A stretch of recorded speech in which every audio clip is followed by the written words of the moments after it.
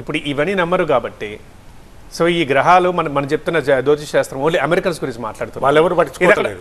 ఇది అక్కడ వర్తిస్తుందా మీరు చెప్పేవి?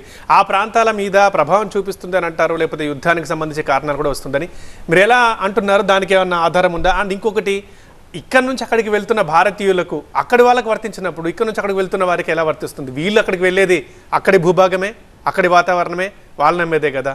సో దీనికి సంబంధించిన డౌట్ క్లారిటీ ఇస్తారా? ఇంకోటి ఏమంటున్నారంటే దీని ప్రభావం సంవత్సరం అంతా ఉంటుందని చెప్తున్నారు. ఓకే ఓకే ఓకే అండి, చెప్పండి సార్. నేను ఈ గ్రహణ ప్రభావం సంవత్సరం ఉంటుందని నేను ఎక్కడ చెప్పలేదు. అయ్యో మీరలేదు సార్, శాస్త్రి గారు, నేను మిమ్మల్ని అనలేదు. శర్మ గారు ఒక్కటి ఏంటంటే జనరల్ గా ఎవరైతే ఇవాళ అపోహలు చెప్పారో నా దగ్గర ప్రూఫ్ ఉంది, మీకు వీడియో ప్రూఫ్ ఇస్తాను. శర్మ గారు ఒకసారి అంటే నేను చెప్తాను, మీరు ఢిల్లీలో ఉన్నారు కాబట్టి స్టూడియోలో జరిగేది అర్థం కావట్లేదు. మీకు ఒక మాట చెప్తాను, ఈయన ఎవరైతే ఇవాళ ప్రచారం చేస్తున్నారో అపోహలని వీని అనుకుంటున్నారో అవి మధ్య మధ్యలో చెప్తున్నారో అవి మీరు అంటున్నారని కాదు. మీరని కాదు. రైట్, దయచేసి కంటిన్యూ చేయండి.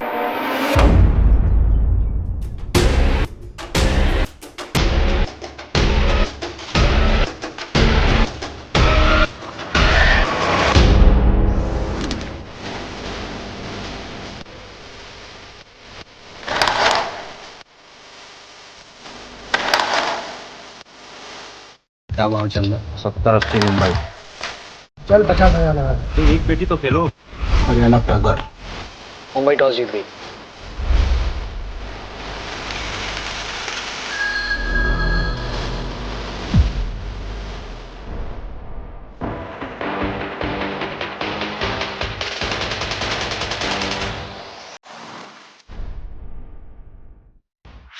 This and more.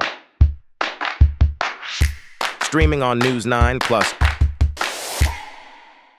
నేను ఒక మాట పృథ్వీ గారు, ఏదైతే వాళ్ళు అపోహలని ప్రచారం చేస్తున్నారో నేను వాళ్ళకి నా పూర్తి సమ్మతి ఇస్తాను. ఎందుకంటే కొన్ని తప్పుడు ఆచారాలు కూడా ఉన్నాయి, ఒకసారి అర్థం చేసుకోండి. అటువంటి వాటిని మనం వినండి, శాస్త్రపరంగా కొన్ని అనాలిసిస్లు ఏవైతే ఉన్నాయి. నేను బీటెక్, ఎంటెక్, ఎంబీఏ చేశాను, పిహెచ్డి అవుతుంది. నేను ఆయిల్ అండ్ గ్యాస్ సెక్టర్ లో పనిచేస్తున్నాను. ఓకే, నేను సైన్స్ చదువుకున్నాను, జ్యోతిష్యం చదువుకున్నాను. నేనేమి ఎక్కడ జ్యోతిష్యం చెప్పబడినాను నా ఇంట్లో ఎక్కడక్కడ బోర్డు ఉండదు, దయచేసి అర్థం చేసుకోండి.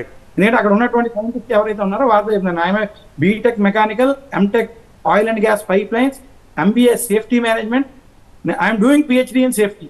ఓకే, జీడీ గోయింగ్ అని చేస్తుంది. సో ప్లీజ్ తప్పుగా అనుకోవద్దు. నేను సైన్స్ ని గౌరవిస్తూనే శాస్త్రపరంగా మన పూర్వ ఋషులు ఇచ్చినటువంటి ఒక విజ్ఞానం ఏదైతే ఉందో అది ఇంకొక 100 ఏళ్ళు 200 ఏళ్ల తర్వాత సైన్స్ ఖచ్చితంగా ఆమోదించేటువంటిది ఏదైతే ఉందో దాని మీదే మాట్లాడుతున్నాను. అది నా అభిప్రాయం, నా రీసెర్చ్. దాని మీద నేను ఎవరితోటి అలాగే వారు చెప్పేటువంటి కొన్ని మూఢాచారాలకి వారు ఏవైతే కొంచెం వారు పోరాడుతున్నారో దాన్ని నేను సపోర్ట్ చేస్తున్నాను.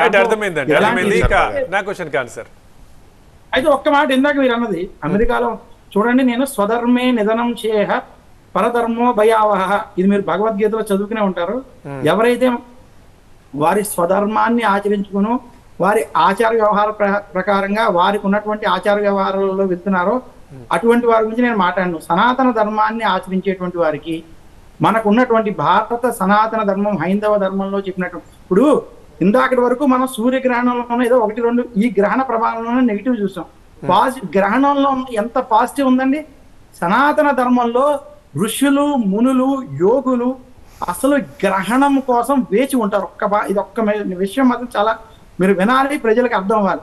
ఎందుకు గ్రహణం కోసం వేచి ఉంటారంటే మామూలు సమయంలో చేసేటువంటి ధ్యానాలకి, మామూలు సమయంలో చేసేటువంటి నిర్గుణోపాసనలకి, మామూలు సమయంలో చేసుకునేటువంటి ఆధ్యాత్మిక చింతనకి దాంట్లో వచ్చేటువంటి ఫలితాల కన్నా కొన్ని వేల రెట్ల ఫలితం ఈ గ్రహణ సమయంలో వస్తుంది. అందుకనే చంద్రగ్రహణాలు, సూర్యగ్రహణాల కోసం ఋషులు, మునులు, తత్వవేత్తలు ఎదురు చూస్తూ ఉంటారు. ఇది అంత పుణ్యకాలం, అంత మంది సూర్యగ్రహణం, చంద్రగ్రహణం అయ్యేటప్పుడు గ్రహణ పుణ్యకాలం అంటారు, గ్రహణ పాపకాలం అంటారు. అందువల్ల దీన్ని ఎవరు నెగిటివ్ గా తీసుకోకూడదు. అయితే గ్రహణాలు ఏర్పడినప్పుడు మనకి మహాభారతంలో కావచ్చు, వీటిలో గ్రహణాలు ఏర్పడినప్పుడు ఇప్పుడు మహాభారతం చదివితే గ్రహణాలలో దుష్టుల యొక్క యుద్ధాలలో దుష్టులు మరణించారు, అదే లెక్క. మరి అప్పుడు మీరు ఇక్కడ ఏంటంటే గ్రహణ ప్రభావాల వలన ప్రకృతిలో, సముద్రాలలో, భూమి మీద ఎలాంటి మార్పులు వస్తాయనేది ఒక అనాలిసిస్.